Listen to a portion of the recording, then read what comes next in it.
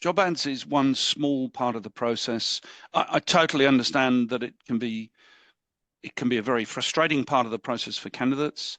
Um, it can also be for recruiters Mhm. because you've specified in your ad that you must have X technical skill. 500 applications come in and four have got X. I'm not criticizing the people for applying, but so there are problems with job ads for both Yes. applicants and agency recruiters and indeed in-house talent acquisition people. Hi, I'm Renata Bernardi, and this is the Job Hunting Podcast, where I interview experts and professionals and discuss issues that are important for job hunters and those who are working to advance their careers. So make sure that you subscribe and follow, and let's dive right in.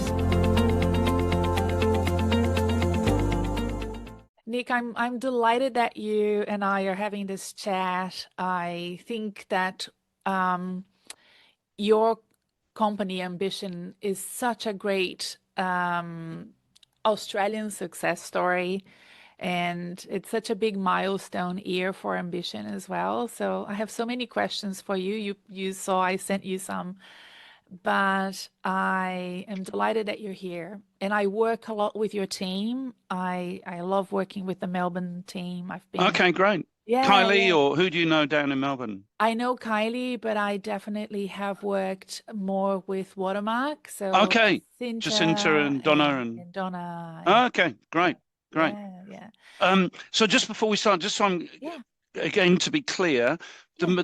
the listeners are mainly job seekers. Well, they are job seekers. They are job seekers. I, I Okay, I know that once they get jobs, they usually carry on listening because the yeah, episodes are not necessarily about job hunting. They yeah, might be about leadership, they might be about the future okay, of work. okay, So they tend to be very loyal listeners. Many okay, people tell me that they listen every week. okay. But And yeah. geographically, I think you said was about half in the US.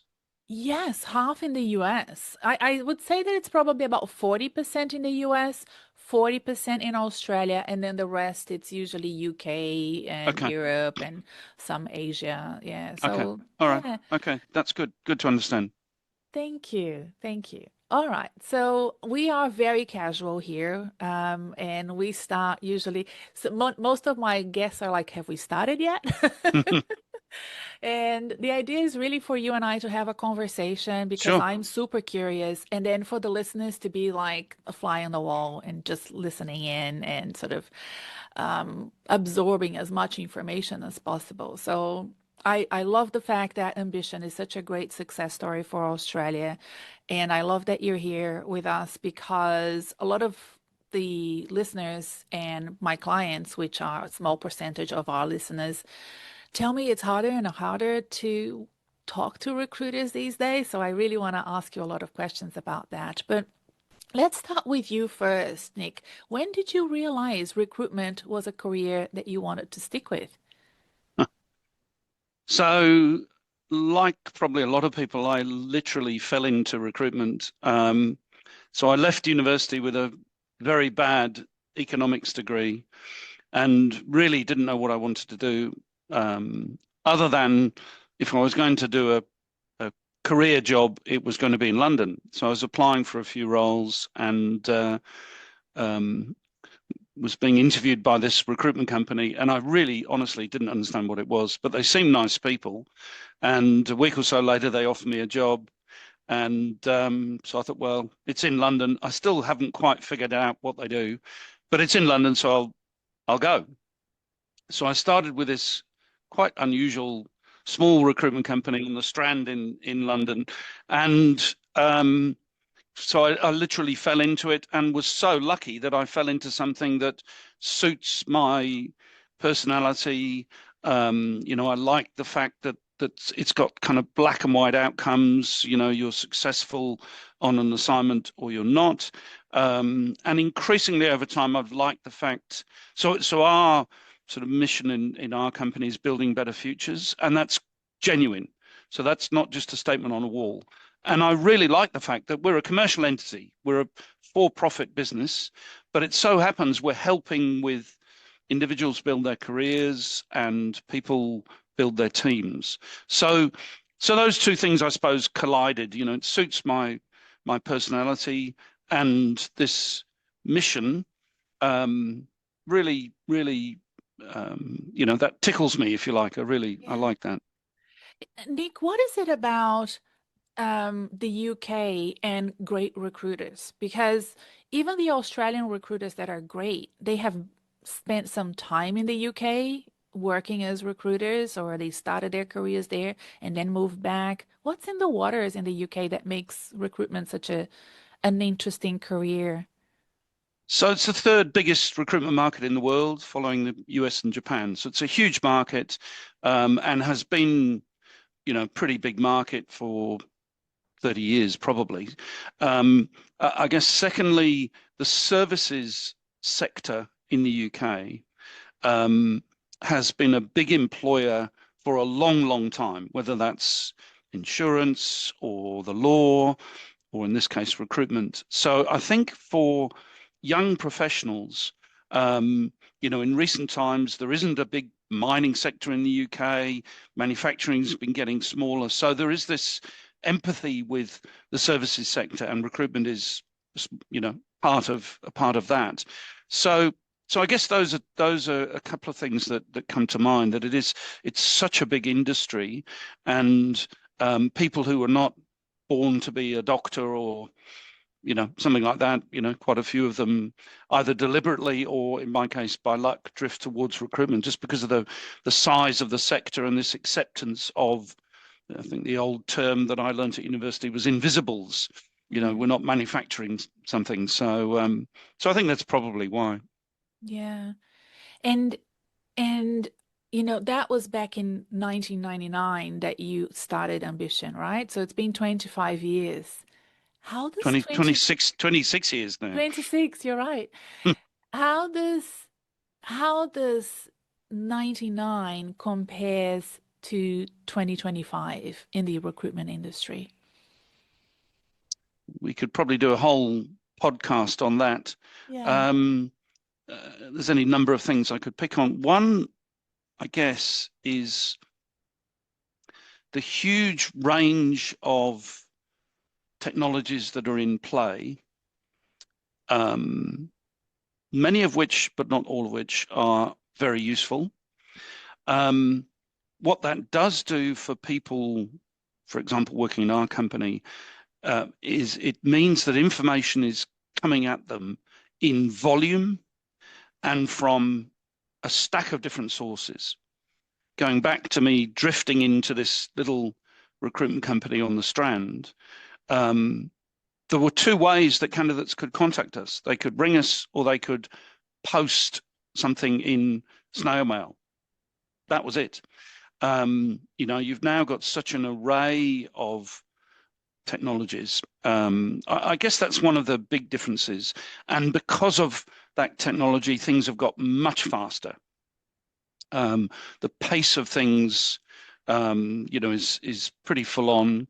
And if you're not in the pace, you're not in the game. So I guess those are a couple of things that have that come to mind. Yeah. I had a business in 1999, Nick, and I sold it because I freaked out about the internet. I said, that's it. Nobody will need my services anymore. It was a travel business. I had a travel agency. I employed about 5 people at the time, but anything between 5 and 7, depending on the season. And I got scared of technology. And the funny thing is, the travel agency is still there. I sold it to my employees and they're still running it. And now we are in that similar situation where we're so scared of AI. Is it going to take our jobs? Will they still need people like me? And it has also changed a lot, the recruitment environment as well. How is Ambition adjusting to that change? So let me touch on a couple of things. I mean, first of all, when we started Ambition back in '99, the internet really was still pretty much in its infancy. But I remember a phrase that was being bandied around, which was disintermediation. And a lot of publications such as Fast People and so on talked about the death knell of the brokers because of this disintermediation. But then quite quickly there was another phrase, which was, well, we talked about the death knell of the brokers, but something happened on the way to the funeral. And what happened on the way to the funeral was people realized they want service. Now, this is going back. This is not talking about AI. I will in a moment, but that's what happened, is that the internet 1.0 could do lots of things, but it wasn't great at providing service. So that's the first thing. The second thing, if I might, specifically in travel, because this was a bit of a moment for me. So this is going back to 2015, and it's a travel story. I travel a lot internationally, so I like to think I know a bit about travel and how to get around and flights and hotels and so on. Slightly perversely, I was at a conference in Hamilton Island in Australia, and the conference finished on a Sunday, and I needed to get to Hong Kong that evening. So I thought, well, that'll be all right. I left it to the last minute, but I'll check out the flights. And I couldn't figure it out. And I'm online, I'm trying this and I'm trying that, but I couldn't do it. I couldn't get there by Sunday evening. So I phoned my travel agent 10 years ago, a guy called Mark, who I still use, and explained the problem, said, I don't think I can do it. What's the next best alternative? Click, click. He said, it's easy. You go from Hamilton Island to Cairns, and there's a flight from Cairns to Hong Kong. It was easy because that's his expertise. Despite my experience in traveling, I couldn't figure that out. In 2 minutes, we're sorted, we're booked, and I'm in Hong Kong as I needed to be. That's the trusted advisor. That's the expertise that causes something to happen on the way to the funeral. So that's a sort of long answer to the first part of your question. So maybe you should have sold your travel agent, maybe you shouldn't, but it's great to hear they're still going. I think that's run and owned by the staff. That's a pretty cool story. It is. As far as AI goes, like virtually any recruitment company, like most companies, we're heavily involved with AI. We absolutely haven't found all the answers by any means. But a couple of points. One is that across the whole organization, every member of staff, we've got 260, 270 staff, every member of staff is charged with helping us along the AI journey. And, I've kind of implored people and beseeched people, and we've done lots of training to get people to understand that this is a journey we have to go on. And what I've said and mean is that this will not result in us employing fewer people. It will change every single job in the company, but our plan is to make the jobs more interesting, more stimulating, more brain power, and to take the less brain power, more boring bits and automate those, have those done by AI. So at the moment, that's our mission. A couple of other points on AI. One is our CIO is based in Hong Kong. He's an Australian professional who's based in our Hong Kong office. Over the last 2 years, we've, in any degree of seriousness, we've probably trialed 15 or 20 different AI tools. The bulk of them have been either delivering not what's on the package. So it says on the package, we can do X, and actually get into it, and it's not very good at doing X. Or alternatively, it can do X, but it says it can do X for Y dollars. Actually, it's 2 times Y dollars. Sometimes you might think, well, that's okay, but often you think that's too much money. And so there's a lot of self-promotion by the vendors, understandably. That's what I would do in their shoes. But in reality, quite a lot of the tools are not yet either what's on the package or actually commercially viable. So we're finding that. Having said that, the second point is that we have just gone live on a new CRM around the world. And the reason we've moved is because the new platform is much more AI friendly. I don't think we would have moved otherwise. The previous platform wasn't perfect, but was okay. But it was not proving very flexible from an AI plugin point of view. And this new platform, we're early days, is going to be much more flexible, much more user friendly. So we're all in. With a bit of degree of skepticism that at the moment, not all the products can do necessarily what they say, but some do, and they will continue to improve pretty fast. So we're very much in. Maybe I should be scared, but I'm not. I am a glass half full person, that's for sure. I'm a great believer in human ingenuity. You know, I mentioned earlier I came out with a very bad economic history degree. One of the things I studied was the Luddites and spinning jennies and how some people were displaced, but within a very short period, many more people were employed in the UK in the textile industry than had ever been employed before the advent of technology. So maybe there will be a period of displacement. I think some of the doomsayers are probably talking that up maybe too much. Everything's going to change, that's for sure. But I'm not necessarily sure that all of it will be bad. I don't think it will be. Yeah. I really like the example you've given about the use of technology and new ways of working. I think in the UK, in the history in the UK, there's lots of examples of that. One that I last year spoke about when I was addressing a boardroom of chief HR officers in Melbourne, and we were talking about hybrid work environments, and I was explaining to them a management theory called social technology theory.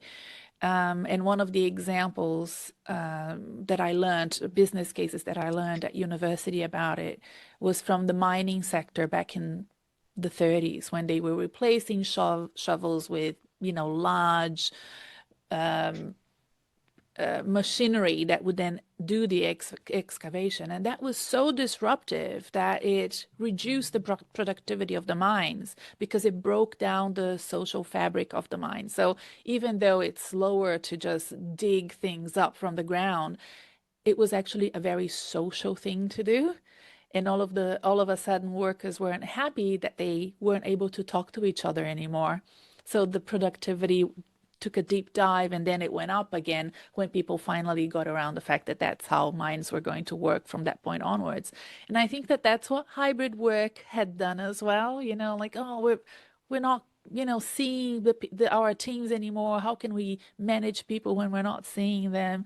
But I don't think that there's any way around the new ways of working. How are you finding your clients, the employers, are adjusting to these sort of new ways of working now with the advent of hybrid work and people wanting to work more flexibly? Is that something that's difficult to negotiate when the time comes to, give offers to the best candidates? Definitely, it can be difficult for sure, because we're in an environment where some small number of employers are totally remote. Plenty have embraced hybrid, but the other end of the spectrum, you've got some that are getting pretty insistent on maybe even 5 days a week in the office.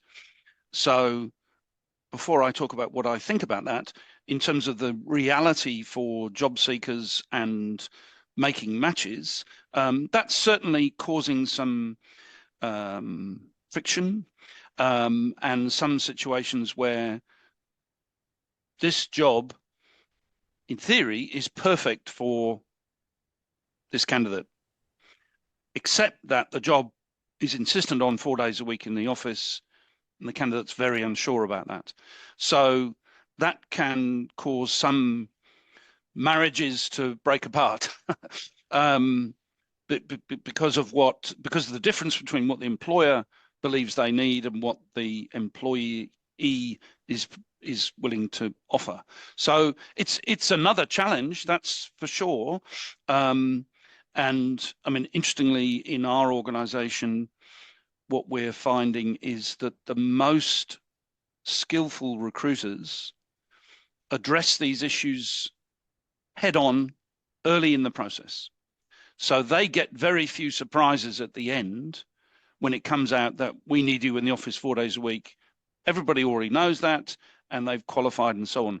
Some of the perhaps less experienced people maybe steer away from that, and then they get a surprise at the end, which is probably not good for them, not good for their client, and can be disappointing for the candidate. So it's another factor that pre-COVID was a tiny factor. Now it's an everyday part of the fabric, part of the landscape, for sure. Nick, I've only been coaching full time since the pandemic. So I started in 2020, and I have seen the market fluctuate a lot in terms of supply demand of candidates and jobs, right? Where do you think we are right now in September 2025 in that supply demand ratio?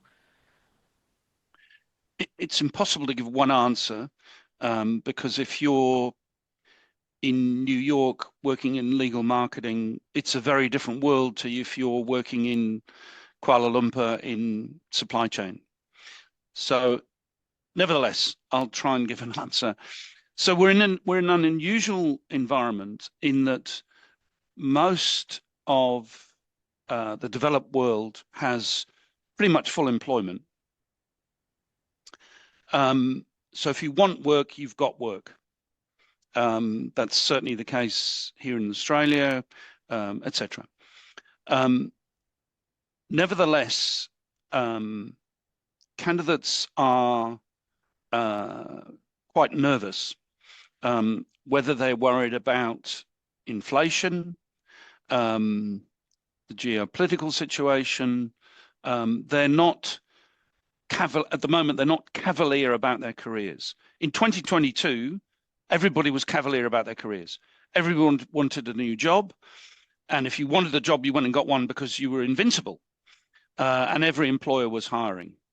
We're now, we're not technically anyway in a recessionary environment, but the headspace of candidates is very different. So we've all heard 100 stories about an ambition recruitment consultant posting a job, or an internal talent acquisition specialist posting a job and receiving 500 responses. We've all had, 1,000 of those stories. The fact is that maybe you've got 500 responses. When you have a proper look, there are actually only 3 candidates who look properly interesting. And so that becomes, from a big pool, it's actually not really a big pool, it becomes quite a small pool.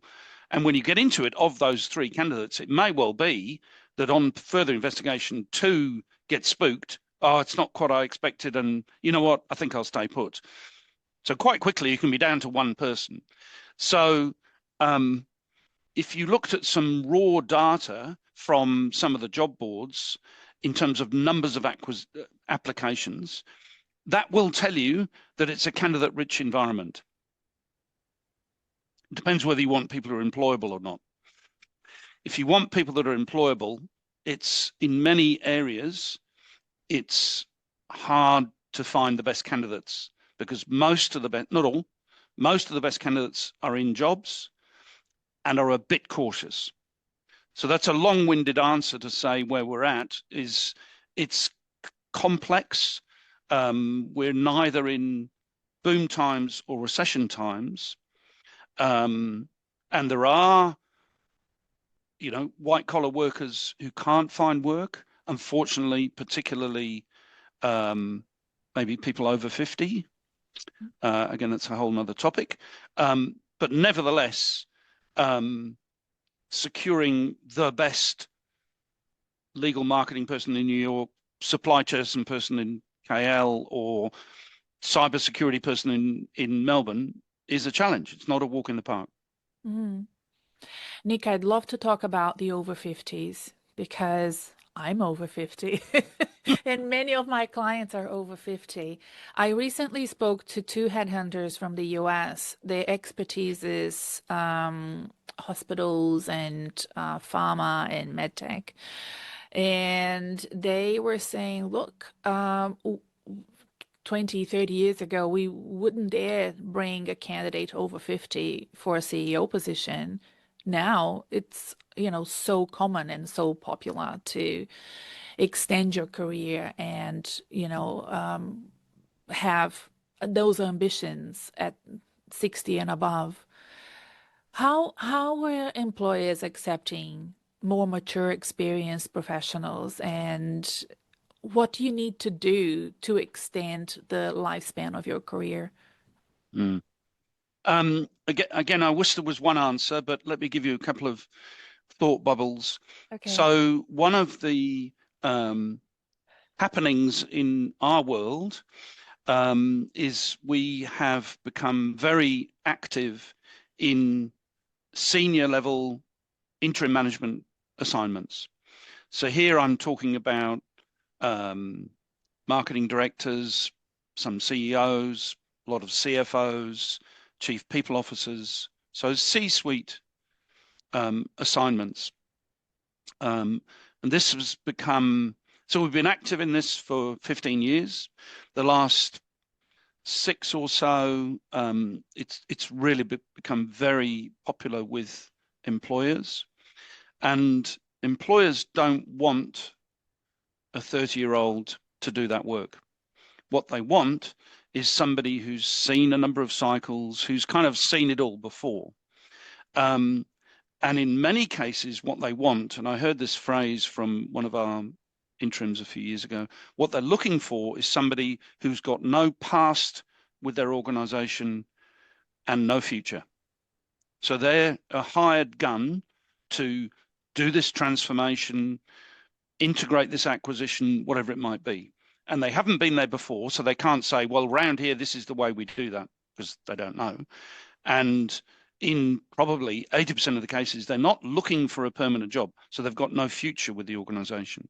So in this interim world, even if 30-year-olds were available, which mostly they're not going to be the pick for the employers. They want that lack of hair or grey hair to do those assignments. So that's one positive story. And actually, as a final snippet on interim, around a quarter of our interim assignments, our interim executives on assignment get converted into a permanent role. So I think the point about that is these are serious people. These are not people who can't find work. These are very good executives who, in say around 25% of cases, get asked to join permanently by the employer. So that's, I guess, one positive story. A negative story would be kind of at the other end of the spectrum. So for let's use some dollar terms here in Australia, for a $150,000 sort of mid-level technology job, if you were a candidate and you were really happy and keen to do that mid-level cyber job or whatever type of role it is, and you're 52, sadly, you will be confronted with ageism. I don't get it. Let me refine that comment slightly. In many cases, I don't get that. In some cases, I understand the employer is looking to bring somebody in who in 10 years' time could be their next CIO. They're looking for that real, the chance of longevity and uplift through the organization. But in many cases, that really doesn't matter. And somebody who's experienced and has figured out they don't want to be a CIO or a chief executive. They want to do interesting work and be valuable. That's their thing. But they get knocked back because the employer is in this mindset of we've got to have a 28-year-old for that role. So that's the bad and slightly confusing news. And that's not just Australia. That happens in plenty of places. So yeah. So as I say, there's sort of some positive bits and certainly some negative bits in that Yeah. demographic. I'd love to hear more from you about what, your clients and employers have changed recently in the way that they think about hiring and the sort of trends that you're seeing in how they are, the patterns, Nick, that come from seeing clients time and time again and the sort of things that they are asking. What's coming across to you and your team as patterns from the client side? I suppose the most prevalent thing is a desire to hire people who can deal with ambiguity, and people who don't get stressed about the fact that tomorrow will be different from today. And we can't tell you what tomorrow will look like. The employer speaking to the prospective employee, this is your job today. Tomorrow, it'll almost certainly be different, and we don't know what it'll be. And that's happening a lot. Quite a lot of individuals like that, but plenty don't. Plenty like routine and predictability. And there is still work for those people. I suspect in 2 years or 5 years, there'll probably be less of that predictable, not probably, there will be less of that predictable routine work. But yeah, that's one of the, in every country we operate in sort of all the different areas is this capacity to deal with change, unpredictability, and not just change, pace of change. Yeah. That's probably the most obvious thing that we're seeing. Maybe this is a question for somebody from your team, like Kylie. I should interview her one day. But I'm wondering how that is translated into the job ads. Do you know how do you translate that into, and how do you find people? Is it something that you would have to have a conversation with them to find out and ask some behavior questions? I just don't see that coming across in job ads, Nick. The reason I smile, when I, all those years ago, 45 years ago, started out in recruitment, one of the things that I was taught is when you're writing a job ad, really all that matters is the job title, the location, the salary, and how to apply. In between, you could write, this is the worst job that exists in Melbourne, and you'll still get the same applicants. Obviously, that's tongue-in-cheek comment, but I'm not convinced that the job ad is the point at which you do the screening. It's the point at which you do the attracting, but the screening happens later on. So you could write as much as you like. What I'm saying is you could write on this point we're discussing, you could write much as you want about ambiguity. And the people who don't like ambiguity will still apply. And probably they should, because you never know, go for an interview and see what happens. So yeah, so I don't think the job ad does that bit of the process. That magic happens a step or two later on. Yes, I agree. And I don't think that is a problem that I have seen in Ambition or Watermark. Those are the sort of job ads that I look when I'm working with clients here in Australia. But there are some job ads, especially in the US, that are so vague, product management jobs, project management jobs. And the person meets all the criteria, applies, and never hears back. And that happens time and time again. And the candidates feel very unsure about their ability of getting into a new position. And you mentioned before those hundreds of applications that translate to the top 10. And I think that sometimes the job ad is not helping candidates identify if they are an ideal candidate for that role or not. So the work that I do with them is like, go and check out this company, see who they have hired recently. You know, you can use LinkedIn for that. See the background of these individuals, and do you think you fit that similar background? Because the job ad is so vague. What do you make of that, Nick? How can you help candidates better understand their chances? That's a great question. I think it's pretty hard at that early stage to make it clear what people's chances are. Mm, Um, but what you touched on is the very reason that in Ambition's case, in the middle level appointments, why we spend a lot of money and put a lot of effort into maintaining databases, because we want that to be the source of many of our placements, not simply the job ad. And then in Watermark's case, the senior executive level, we pretty rarely advertise because we want to understand what the client is looking for, and then we'll go and look for that, because it is hard to express and hard to tickle the right fish through a job ad, but we can go and find them. So job ads is one small part of the process. I totally understand that it can be a very frustrating part of the process for candidates. Um, it can also be for recruiters, mm, because you've specified in your ad that you must have X technical skill. 500 applications come in and 4 have got X. I'm not criticizing the people for applying, but so there are problems with job ads for both yes. applicants and agency recruiters, and indeed in-house talent acquisition people. Job ads are tricky, flawed beasts in many ways. Yes, yes.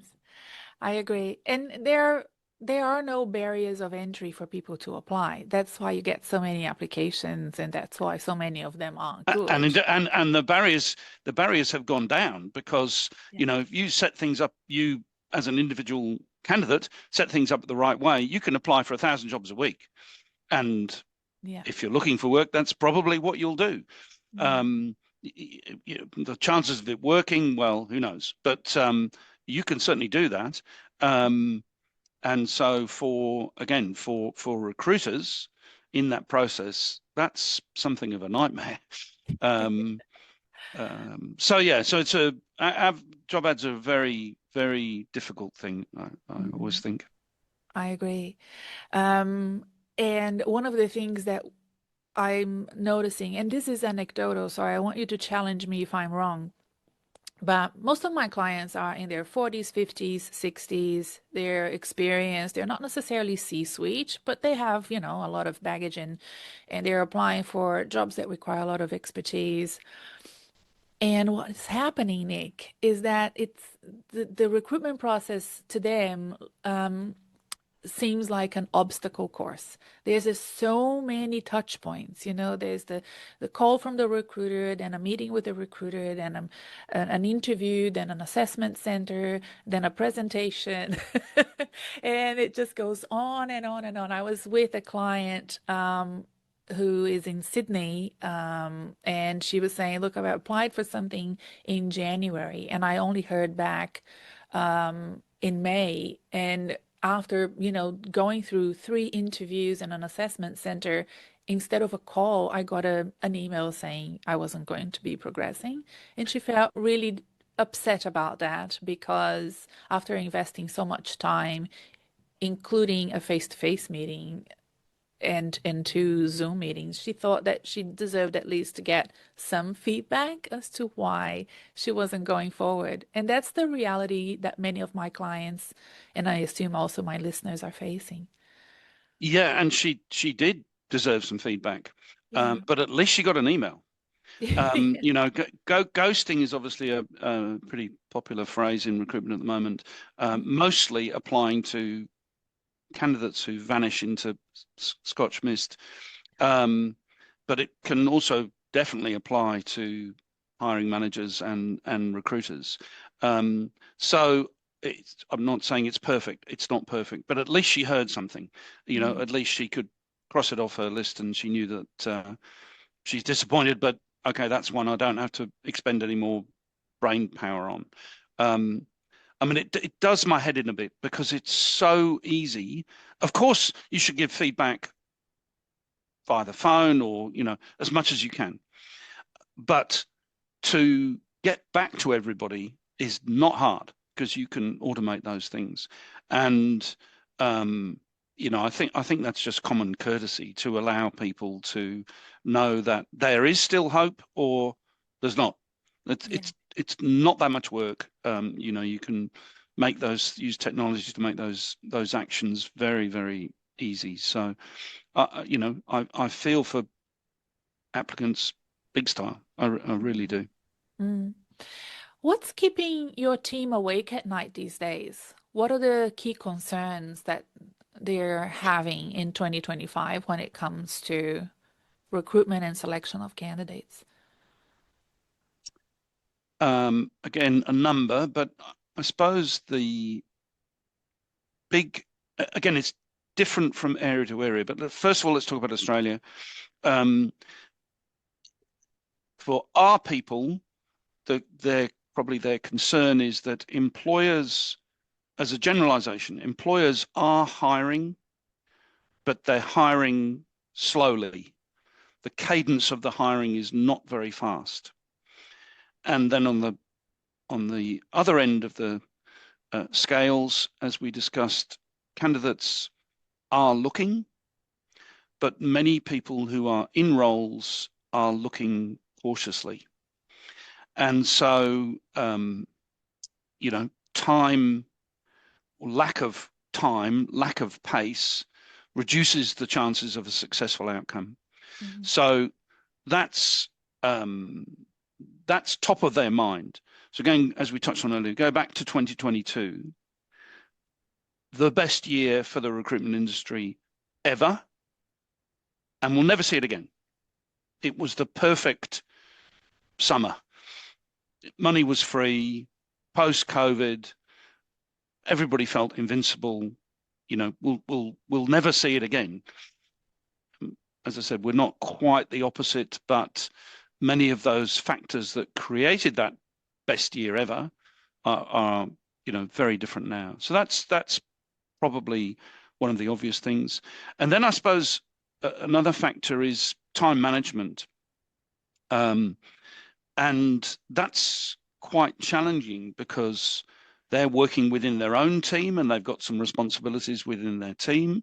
They've got their candidates who are pre-existing. They've got their new candidates who are calling them, applying to job ads, connecting via email because we were in contact 3 years ago and I'm now looking again. So they've got this kind of almost tsunami of data coming at them from the candidate side, and then they've got the client employers, who, you know, the mindset of employers are as I discussed. So I think that's you know, that's a factor. Mm. But then if you look at, and a couple of times I've touched on the US, so we have an office in New York, and it's very niche. So in the US, our clients, 100% of our clients are law firms, and the only roles we work on are marketing and business development roles. So it's super niche, albeit because it's New York, biggest legal market in the world, it's quite a big niche, but it's very niche. We're super expert in that field in London and New York. And so at the moment, we have sufficient client demand, but finding the best niche candidates is the challenge. So if you were to ask that question to our recruiters and our leader in New York, what's top of your mind, what's keeping you awake at night, it isn't, I wish we had more clients. It is, I wish we had more spot on candidates who've got that legal background and know about business development or marketing. So again, there are different concerns in different places, depending on the nature of the market that people are operating in. Okay. Nick, this is your chance to provide feedback to job seekers so that they can improve their game when working with your teams around the world. What do you think are the biggest misconceptions or even mistakes that job seekers are doing that makes it harder for recruiters to help them?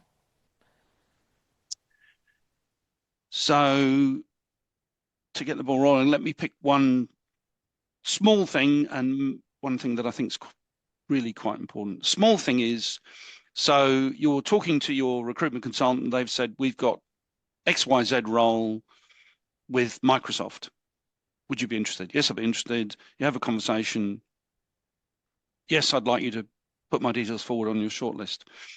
48 hours later, you hear back from the consultant. They say, good news, Microsoft want to interview you.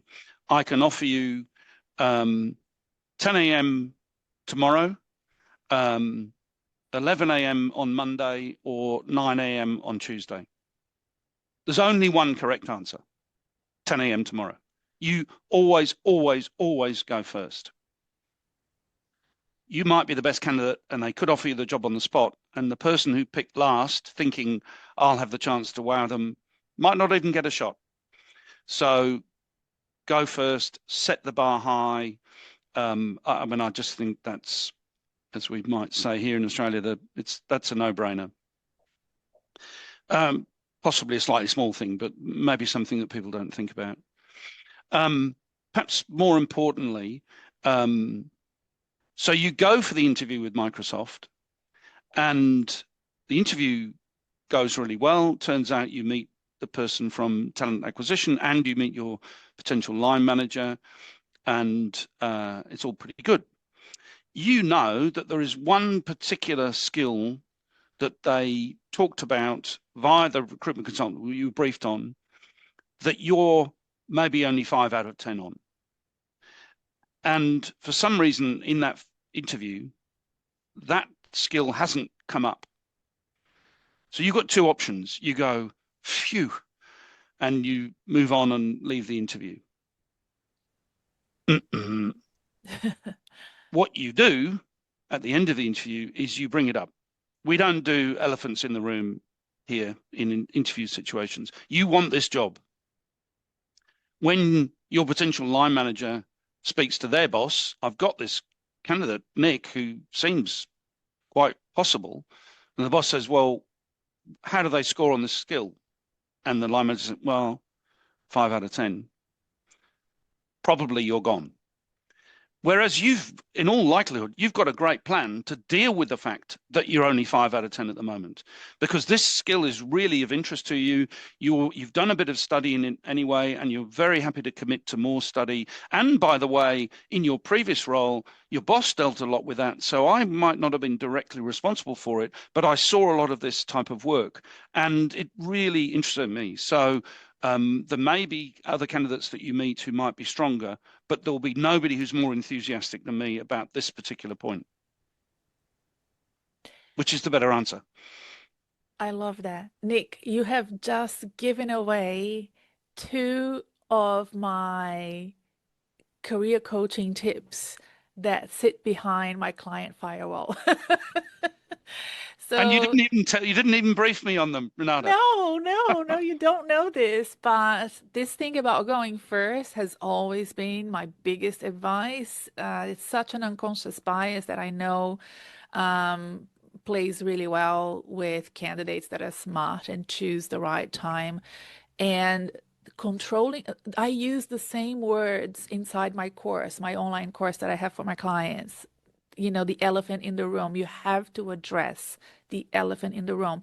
When you are inside the boardroom or inside the Zoom meeting, that's the only time you have control over the situation. It would be, a disservice to you if you don't address everything that needs to be addressed. Because once you walk out, that's it. So you might imagine that you are, let's just say you're in New York and you're one of our legal business development professionals, and you're Hmm. not applying for a job, but you're doing a pitch, and your area of responsibility is healthcare. So you're dealing with the law firm's activity in the healthcare sector, and you go with a partner on this pitch for this potential new client, and they're interested in this aspect, and your firm scores okay on that, but they do score, and it doesn't come up in the pitch meeting. You telling me you leave the pitch meeting without bringing it up? Well, if you're one of our employees, I sincerely hope that never comes up. You bring it up, you explain how you deal with it, you explain how perhaps their perception might be a bit less than the actual, abilities that your firm has got. So if you're a professional doing a pitch, you deal with it. And yet somehow, if you're a candidate going for an interview, a lot of people go, thank goodness that didn't come up. I mean, Hmm. it's, yeah, you've just got to deal with that elephant and get on the front foot with it. I agree. I, All I right. know as an employer, if I interviewing people to join us and there's an aspect, that we might be interested in, uh, first of all, I'd just be impressed that somebody brings it up. That's good. Shows they're not afraid. It shows they're happy to tackle issues. That's a pretty good start. And then if Hmm. they've got a good answer, well, maybe that puts them ahead of somebody who's got that skill because they've shown so much passion and um, inclination to learn and lack of fear. Those are great traits. Yeah, that's awesome. Awesome advice. Nick, it's almost time for us to go, but before we do, I'm so curious now because I had no idea about that New York niche expertise as part of your group. Can you go through each of your businesses and explain what they do? I think that it would be a good thing for us to do for the listeners. It's quite a long story, but let me try and talk about a sort of couple that are perhaps Yeah. more interesting. So in London, Okay. our London office is about 40 people.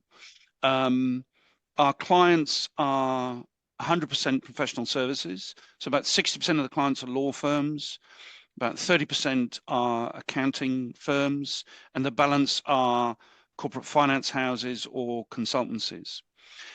Okay. Prior to the Brexit vote, we had quite a chunk of financial services clients. They're gone. When Brexit happened, I wasn't thinking that financial services are all leaving London. I didn't think that. But what I did think was, do we have the chance to be the best in financial services in London? No. Let's use this as an excuse to get out of that because we're really good in professional services. And if we only do that, we could maybe be the best. And I'm so pleased that we took that decision. Whether we're the best yet, don't know, but we're up there and we're very expert. And so that's London. And it's because of that expertise in legal that we started getting inquiries from UK law firms that were clients of ours in London to help us in New York. And we said, no, well, we can't help. We're not in New York. We don't have any candidates. But they kept asking. And so Nikki, who's our managing director over there, spoke to me and said, I think we should say yes, that we'll try. But we explained to them that we're not in New York. And at the moment, we really don't have many candidates. But if you're happy for us to try, we'll try. So they start, yes, we'd like you to try. So we tried and it began to work. Then in January last year, we started getting US law firms come to us in London. So we were trying to do it from London. We started a small team on New York in our London office. Then we Hmm. started getting US firms come to us. We've heard about ambition in the legal marketing space. Can you help us in New York? And that was the moment that Nikki then called me again and said, we've got to get an office going and get some people on the ground. Mm-hmm. And so we're now in New York, only law firms, only legal, marketing, and BD, and the clients are loving it because we're brave enough to be niche. Okay. Let me talk about another example. So here in Australia, we have Watermark Search, which was a firm that we acquired 20 years ago this year. Watermark isn't in some ways as niche as maybe the US or London is, but it sits in a very clear part of the market. So so we were talking about their interim management side. So about 50% of their business is executive search. All of those are retained search appointments. So they're research-led, client-led, retained search appointments. If BHP or Qantas were looking for a new chief executive, is that us? No, it's not. If a top 300 company in Australia were looking for a chief executive or a CFO, is that us? You bet it is. Mm-hmm. If BHP were looking for a $200,000 person, is that Watermark? No, it's not. So we've got a very clear position in the market. We know what we are. The market knows what we are, and that organization is prospering. It's growing year on year, even in this sort of climate. So again, a high degree of clarity internally and externally. Mm-hmm. And maybe perhaps the last example I might give, in Hong Kong, we have a brand called Amtech. Amtech is a project services business that predominantly runs software testing teams. So we employ technical leads that we put on site with a hospital or a bank or an insurance company, luxury brands company, and then we staff up the testing team with contractors. They normally go for a year or 18 months. We take on some risk through our statement of works contract. But again, 9 out of 10 of our projects are software testing. Almost, at the moment anyway, almost all of our testers, for our Hong Kong clients, which is the biggest area, almost all of our testers are in Hong Kong, which the clients love. And we're not being all things to all people. So we've done one or two other things. We've done some stuff in KYC, know your clients, and so on. But the thing we stand for is software testing. So for me, as the CEO, that's one of the things that gets me excited is, can we stand for something in this operation? Do we stand a chance of being the best at it?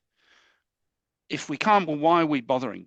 I mean, seriously, let's do things where we can be really special, because that's fun. That helps us do what I talked about right at the beginning, building better futures. That is important to us. And if we're really good, then we can do that well.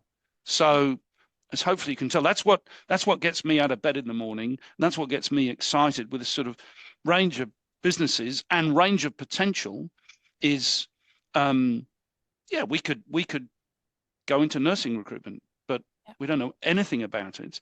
And there are plenty of players that are super expert in that area. So we'll never do that. Yeah. But that's our answer, I guess, is to work in niches where we can be very, very good. Nick, I really, really appreciate the explanation. Thank you so much. And I don't know if you remember this or you knew this, but just before the pandemic, I worked with Donna and Jacinta in the Melbourne office. And I was supposed to be there for 6 months. I only did a 3-month stint because the pandemic started and we had a big sort of lockdown, especially in Melbourne at that time. And I left the organization. It was supposed to be a short-term project anyway, but I loved working with that team, not only because they are just so great at working with each other and bouncing back from each other, together with the team in Sydney as well. but how they interact with their colleagues from the ambition team. So they sit together, the Watermark and the ambition team. And I remember sitting there in the office and listening to the ambition team calling candidates and how awesome they were with the candidates, both when they were, doing the short list, but also when they were letting them know that they weren't going to move forward. So I learned so much from just observing how they were interacting. And so you have an amazing team. Congratulations. We do, but perhaps the last thing, what you just touched on there, is talking to candidates and trying to help candidates. So when we started at Ambition and we were looking to raise a bit of money from outside to help us grow the organization, and we put out a prospectus, the first person who returned the prospectus to put in a bit of money was the first candidate I ever placed in Australia. And that is really, truly not about me, but it is about building better futures. If you help people, and help can be as small as simply returning their phone call, that hard, just return their phone call. Yeah. If you can get them a job, well, that's cream on the cake. People remember that. And so I was delighted when that happened with this shareholder. I'm delighted to hear that you saw it happening with Watermark and Ambition in Melbourne. I like to think it's alive and well across our network. It's just a big thing we believe in. So I'm pleased that you saw that, and pleased you still remember it. Awesome. Nick, thank you so much for being on the podcast. It's been a treat talking to you. Pleasure. Thank you.